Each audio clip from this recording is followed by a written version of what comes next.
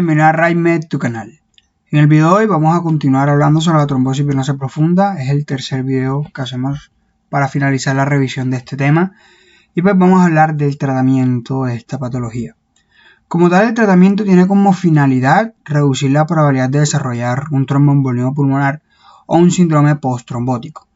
El tratamiento per se está dado por la anticoagulación, la cual está indicada en TBP proximal y en TBP distal, en la cual haya un alto riesgo de embolización. Dentro de los criterios para catalogarlo como alto riesgo de embolización tenemos los siguientes: que el paciente ya tenga antecedentes de eventos trombóticos, que el paciente esté muy sintomático, que tenga factores de riesgo persistentes o que por lo menos puedan durar un tiempo considerable, como podría ser el contexto del cáncer. Recordemos que es uno de los factores de riesgo más importantes para el desarrollo de la trombosis venosa profunda. Otro criterio es que el trombo se encuentre localizado de 1 a 2 centímetros de cercanía a la vena poplitea, ya que entre más proximal va a haber una mayor probabilidad de que se genere un embolismo y a su vez que llegue a pulmón. Una trombosis extensa, definimos como trombosis extensa cuando el trombo tenga un tamaño superior a 5 centímetros. Hospitalización. La hospitalización per se es un factor de riesgo para el desarrollo de la trombosis venosa, como vimos en uno de los videos anteriores. El COVID, pues las primeras revisiones que se hicieron respecto a esta nueva patología encontraron que lleva un estado protrombótico, entonces pues es importante que los pacientes reciban una anticoagulación para evitar efectos deleterios. Y por último, dímero D, valores superiores a 500 nanogramos sobre mililitros, pues también se correlacionan con un mayor riesgo de un tromboembolismo pulmonar o un síndrome posttrombótico y por ende esos pacientes se anticoagulan. Ahora, pues la gran mayoría de nuestros pacientes cumplen con estos criterios y por ende reciben anticoagulación. Sin embargo, las guías refieren que aquellos pacientes que no cumplan con estos criterios se les puede hacer un seguimiento ultrasonográfico cada semana durante 2 a 3 semanas, viendo si el trombo puede puede solucionarse o disolverse por sí mismo. En dado caso que esto no se lleve a cabo, pues claramente el paciente se va a beneficiar de la anticoagulación. Ahora, cuando hablamos de la anticoagulación debemos tener en cuenta muchos factores. Dentro de ellos, uno de los más importantes es el riesgo de sangrado.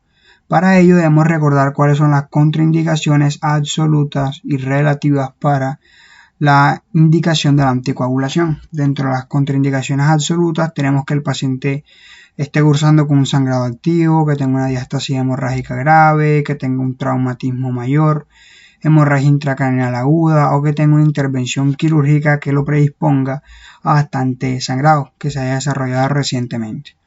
Dentro de las contraindicaciones relativas, que el paciente tenga sangrados recurrentes por telangiectasias. Esto hace referencia sobre todo a telangiectasias del tubo digestivo. Que el paciente tenga tumores intracraneales o espinales, disección aórtica estable, que tenga una intervención quirúrgica pero que no lleve a la pérdida de mucha sangre. La trombocitopenia y la edad mayor a 65 años de edad, valga la redundancia, también es una contraindicación, pero en este caso relativa. Entonces, evaluando ese riesgo-beneficio, nosotros vamos a considerar si iniciar o no la anticoagulación en el paciente. En dado caso la anticoagulación esté contraindicada, pues los pacientes se benefician del filtro de vena cava, que ya próximamente estaremos haciendo énfasis en esto. Otro punto relevante es cómo se va a llevar a cabo el tratamiento, a nivel hospitalario o de forma ambulatoria. Esto por el hecho de que la hospitalización per se es un factor de riesgo para TBP y para desarrollar las complicaciones secundarias a la misma. Entonces ahí entra el debate si se debe tratar de forma intrahospitalaria o si se puede dar un manejo ambulatorio. Por lo menos UpToDate refiere que se podría considerar el manejo ambulatorio en los pacientes que cumplan todas las siguientes condiciones: que sea su primer evento trombótico, que esté estable hemodinámicamente, que tenga un bajo riesgo de sangrado, que no tenga comorbilidades y evaluar también las condiciones de la vivienda del paciente que sean óptimas para que éste pueda tener un cuidado. Si cumple con estos criterios se podría considerar, ojo, no es mandatorio, simplemente se podría considerar dar un manejo ambulatorio o inclusive dar una hospitalización corta en la cual se monitorice las primeras 48 horas por lo menos al paciente y posterior a esto darle egreso con el tratamiento anticoagulante. Ahora, ¿cuál es la terapia anticoagulante a escoger? Pues esto va a depender mucho de las comorbilidades del paciente. Por ejemplo, ¿cuándo escoger las heparinas de bajo peso molecular? Son indicación 1A en los pacientes con enfermedad hepática, como sería la cirrosis más que todo, en el embarazo y en pacientes con cáncer. Entonces, siempre que tengan cualquiera de los tres criterios, la indicación 1A para anticoagular a estos pacientes van a ser las heparinas de bajo peso molecular. ¿Cuándo utilizamos la warfarina? Básicamente se reduce a estos dos criterios siendo los más relevantes. Uno, que el paciente tenga una enfermedad renal con una tasa de filtración glomerular por debajo de 30, ya que se ha indicado y se ha evidenciado en los estudios de que una tasa de filtración glomerular menor a 30, pues el resto de anticoagulantes pueden que no actúen muy bien, inclusive pueden traer consigo efectos deleterios. Entonces por eso en este contexto se prefiere a la warfarina. Y por último, el segundo criterio también más importante, el síndrome anticuerpos antifosfolípidos, del cual ya tengo un video donde lo reviso, en donde claramente la indicación hasta hoy es la warfarina para la anticoagulación. No hay estudios suficientes aún que avalen la utilización de otros tipos de anticoagulantes como primera línea. Otras opciones a utilizar donde deberíamos considerar la utilización de la warfarina son las coagulopatías hereditarias, una trombosis de sitio inusual y en la dispepsia, haciendo énfasis de que recientemente han salido algunos estudios en los que se ha encontrado cierto beneficio en el manejo anticoagulante en los pacientes con dispepsia con apixaban. No es tan recomendado el resto de los DOAC, ya que estos se ha identificado que incrementan el riesgo de sangrado. El apixaban, pues por el momento, sería seguro. Ahora, si el paciente no cumple ninguna de las características mencionadas con anterioridad y no están contraindicados per se los nuevos anticoagulantes orales, pues se utilizan como primera línea. Ahora, respecto a las dosis de los nuevos anticoagulantes orales, les traje el rivaroxaban, el cual se utiliza 15 mg vía oral 2 veces al día durante 21 días como una terapia intensiva y posterior a esto se lleva a 20 mg una vez al día, cumpliendo por lo menos 3 meses, que es la fase mínima que debe recibir un paciente con trombosis venosa profunda de anticoagulación. Ahora, si por alguna razón se decidiera extender dicho manejo mucho más allá de los 3 meses, se hace un ajuste de la dosis a 10 mg vía oral cada día. El apixaban, por su parte, se utilizan 10 mg vía oral 2 veces al día por 7 días como terapia intensiva y seguido a esto se baja a 5 mg vía oral 2 veces al día, teniendo en cuenta también de que si se llegara a extender la anticoagulación, pues hay que reducir la dosis del apixaban para evitar los efectos negativos que puede traer el medicamento. En este caso se lleva a 2.5 mg cada día, ¿vale? De los DOAC, estos son los únicos dos anticoagulantes que la evidencia ha identificado que tienen una efectividad en monoterapia y que no requieren una anticoagulación previa con otro tipo de anticoagulante. El resto sí lo requiere. Por ejemplo, el dabigatran se utilizan 150 mg 2 veces al día. Sin embargo, el paciente tuvo que haber pasado antes de la instauración de este medicamento por 5 a 10 días de anticoagulación parenteral con otro tipo de anticoagulante. El iniciar en monoterapia estos fármacos sin la anticoagulación parenteral, pues se relacionó según estudios con el desarrollo de eventos trombóticos. Respecto a las heparinas de bajo peso molecular, pues la dosis inicial estándar es 1 mg por kilo de peso cada 12 horas. Y en la utilización de las mismas, más que todo debemos vigilar en el contexto agudo el hecho de que no se genere una trombocitopenia secundaria a la utilización de estos medicamentos, que regularmente se desarrolla después de 72 horas de haberse instaurado la terapia con la heparina de bajo peso molecular. Respecto a la warfarina, pues como dosis plena en la gran mayoría de los pacientes se utilizan menos de 5 mg al día, y en aquellos pacientes frágiles inclusive la dosis es mucho más reducida, de 2.5 mg día, inclusive menos. Debemos buscar como objetivo tener un INR de 2 a 3 como un rango específico, que el paciente por lo menos esté en este rango del 65 al 70% del lapso de tiempo en el cual se esté tratando. Y recordemos que la warfarina, pues le debemos realizar un ajuste, pero que este ajuste se hace semanal y es monitorizando a su vez el INR. Por ejemplo, Si el paciente tiene un INR menor a 1.5, significa que no está del todo muy bien anticoagulado, por lo cual hay que aumentar el 15% por semana de la anticoagulación que ya viene recibiendo. Miren que la dosis estándar o el objetivo que nosotros buscamos es que el INR esté entre 2 a 3. Miren que cuando está así no hay ningún cambio. Y cuando está mucho más alto, pues se reduce la dosis de la warfarina para evitar el riesgo de sangrado. Ahora, ¿por cuánto tiempo la anticoagulación? De esto va a depender de muchos factores. En primera instancia, los factores de riesgo que llevaron a que se desarrollara la trombosis, si son reversibles o si no son reversibles. Por otro lado, las comorbilidades del paciente, la localización y extensión de la trombosis y el riesgo de sangrado. Lo que sí tenemos claro es que como mínimo el tratamiento debe llevarse por 3 meses.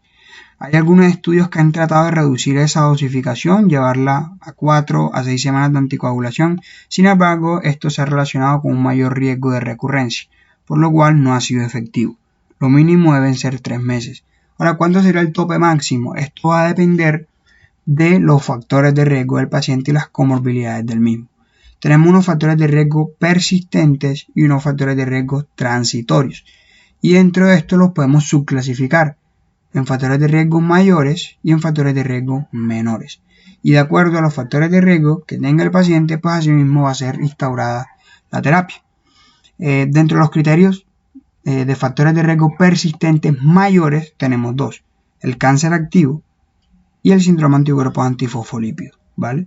Dentro de los criterios menores está la obesidad, la insuficiencia cardíaca, la enfermedad intestinal inflamatoria, antecedentes familiares de eventos trombóticos, una tasa de filtración glomerular menor a 50 y que el paciente tenga parálisis o parestesia en alguna de las extremidades. Ahora, dentro de los criterios transitorios tenemos una cirugía que dure por lo menos más de 30 minutos, un traumatismo mayor, inmovilización hospitalaria durante más de 3 días y el desarrollo de las cesáreas. Mientras que en los criterios menores transitorios tenemos viajes mayores a 8 horas que el paciente realice de forma regularmente, por ejemplo, si tiene que ver con su trabajo o algo por el estilo. El embarazo y el puerperio per se también son factores de riesgo transitorios.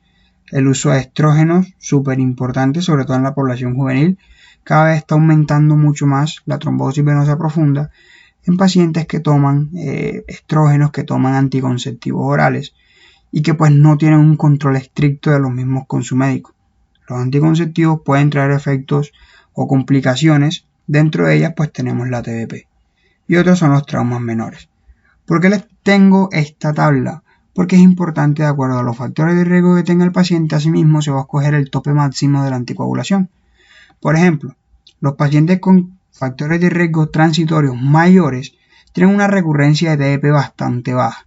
Más que todos ellos se catalogan como mayores por el hecho de que pues son noxas lo suficientemente grandes como para generarme una trombosis venosa profunda rápido si yo no anticoagulo al paciente o si no lo tengo presente, ¿vale? Sin embargo, una vez el paciente sale de su operatorio, se recupera del trauma y pasan los días, la recurrencia cae por debajo del 3%. Por ende, estos pacientes prácticamente que nunca vamos a extender la terapia de anticoagulación. Y en la gran mayoría de los casos se lleva por lo menos a 3 meses, que es el tope máximo para estos pacientes. Ahora, los pacientes con factores persistentes menores o factores transitorios menores, la evidencia ha identificado que la recurrencia de trombosis es un poco más alta, que va del 3 al 8%. Entonces, en estos pacientes son los que se podrían beneficiar de extender un poco la terapia de anticoagulación, llevarla a 9 meses o inclusive a 1 año. Mientras que los pacientes que tienen factores de riesgo persistentes mayores tienen un riesgo de recurrencia de TBP bastante alto, mayor al 8%, por lo cual estos pacientes se benefician de la anticoagulación indefinida. Es decir, no tenemos un tope máximo en el cual se vaya a parar dicha anticoagulación. Y claramente los pacientes deben estar monitorizándose, chequeándose con su médico cada X tiempo para reducir el riesgo de sangrado y de complicaciones secundarias a los medicamentos. Pero en términos generales, estos pacientes se anticoagulan de forma prolongada sin tener un tope máximo. Se aplica de igual forma a aquellos pacientes que desarrollan una trombosis venosa profunda, pero que no tenemos un factor de riesgo claro. El paciente no tiene cirugía, no está inmovilizado, no tiene cáncer, etcétera, etcétera, etcétera. Esto lo conocemos como una TDP en la cual no tenemos un foco claro que la haya desarrollado. Esto, pues también regularmente se anticoagulan por un tiempo prolongado. Ahora también, si bien el tratamiento objetivo es la anticoagulación, pues debemos tener otras opciones. Dentro de ellas está la trombolisis y la trombectomía. La trombolisis, pues hay unos criterios bastante puntuales y algunas características con las que debe cumplir el paciente para que puedan desarrollarse. Regularmente la trombolisis se lleva a cabo cuando la extremidad está en riesgo. El paciente tiene manifestaciones que me están indicando que la extremidad pues tiene una isquemia. Dentro de ellas tenemos la flegmasia cerulea dolens, que es quizás una de las manifestaciones más dicientes. Ya la estuvimos repasando en los videos de manifestaciones, en donde se genera una trombosis suficientemente extensa como para generar una isquemia significativa en la extremidad. Cuando tengamos una TDP iliofemoral masiva también, por el alto riesgo de tromboembolismo pulmonar. Y cuando hay un fracaso de la terapia anticoagulante, ya mencionada con anterioridad. Ahora, estos son los criterios para escoger al paciente. Ahora, el paciente debe cumplir con algunos criterios adicionales para beneficiarse al 100% de la trombolisis. Dentro de ellos tenemos que los síntomas sean menores a 14 días, que tenga una esperanza de vida mayor a un año, es decir, el paciente, que tenga un buen estado funcional y que el riesgo de hemorragia sea bajo. Porque claramente la trombolisis predispone a un mayor riesgo de sangrado. Inclusive, al igual que el infarto, al igual que en el ACV, la utilización de trombolisis en estos casos debe ir guiado de evaluar si el paciente cumple con contraindicaciones absolutas o relativas del desarrollo de la trombolisis. Ahora, la trombectomía, ¿cuándo lo utilizamos? Básicamente cuando el paciente tiene criterios de trombolisis, es decir, cualquiera de estos, pero tiene contraindicaciones para el desarrollo de la misma. Por ejemplo, tiene un sangrado intracraneal reciente en los últimos 2-3 meses. Entonces, en ese caso, por riesgo-beneficio, se prefiere la trombectomía. O cuando la trombolisis fracasó. Es la otra indicación de la trombectomía. Algunas medidas de apoyo que están en la literatura también. El ambular, que el paciente camine, es importante, pero siempre y cuando el paciente esté bien anticoagulado. Por lo menos se deben esperar de 48 a 72 horas de que el paciente esté bien anticoagulado para que empiece a caminar. Si lo hace antes, se puede desprender un trombo y llegar a pulmón. Entonces queremos evitar eso. Y por otra parte están las medidas de compresión, que pues si bien últimamente se viene utilizando mucho por el personal de la salud, muchas veces se recomienda a los pacientes, etcétera, pues la evidencia en el contexto de la TDP es bastante baja. Y por último, para cerrar el video, pues tenemos el filtro de vena cava, que pues es cuando el paciente tiene una contraindicación del tratamiento que ya habíamos mencionado con anterioridad, de anticoagulación, trombolisis, etc. Entonces, el filtro de vena cava inferior como tal tiene la finalidad de evitar la embolización a pulmón y con ello que se desarrolle un embolismo pulmonar, un TEP. ¿Cuáles son las indicaciones? Por un lado, cuando tengamos una anticoagulación contraindicada. 2, cuando el paciente tiene un alto riesgo de sangrado que pues entra dentro de los criterios de contraindicaciones para la anticoagulación. Y 3, cuando el paciente tenga eventos embólicos o trombóticos recurrentes en el cual la anticoagulación ha sido ineficaz.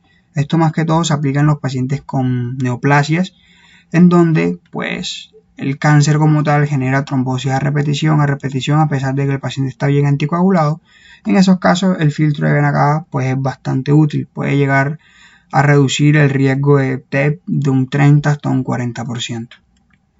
Con esto hemos terminado el video de hoy, espero que les haya gustado. Si es así, considera suscribirte al canal y activar la campana de notificaciones para que estés atento a todo nuestro contenido.